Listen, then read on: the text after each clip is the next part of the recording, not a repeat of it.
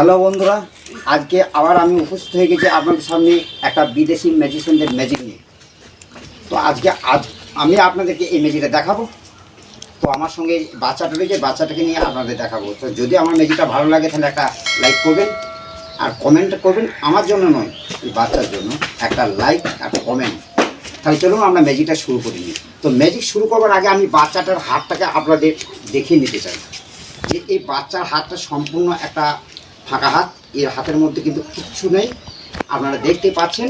তো আমি এবার বলবো বাচ্চাটাকে হাতটাকে এরকম করে রাখতে, ঠিক এরকমভাবে, ঠিক এরকমভাবে রাখবে, ঠিক এরকম, ঠিক এরকমভাবে বাচ্চাটার হাত দুটো ওখানে আছে। আর আমি করলাম কি, আমার এই হাতে আমি একটা করস চিহ্ন করলাম। ঠিক দেখতে পাচ্ছেন আমার হাতে করস চিহ্নটা, ঠিক আমার হাতে করস চিহ্নটা দেখতে পাচ্ছেন। এই করস চিহ্নটাকে নিয়ে ঠিক এইরকমভাবে আমি ঠিক করলাম কি, তুলে নিলাম।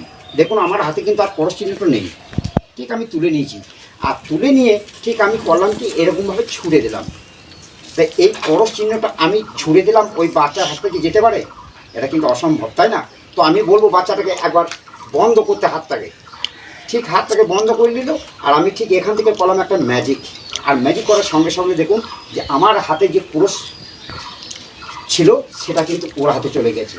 তো আমি এবার আপনাদের দেখানোর জন্য হাতটাকে আমি ক্যামেরা দিকে দেখাতে বলছি। হাতটাকে দেখুন, ওই বাচ্চার হাতে কিন্তু পুরুষ চিহ্নটা চলে গেছে। দেখতে পাচ্ছেন এই হাতে কিন্তু পুরুষ চিহ্নটা চলে এসছে, তাই না? তাহলে আজকের এই ম্যাজিকটা আপনাদের কেমন লাগলো?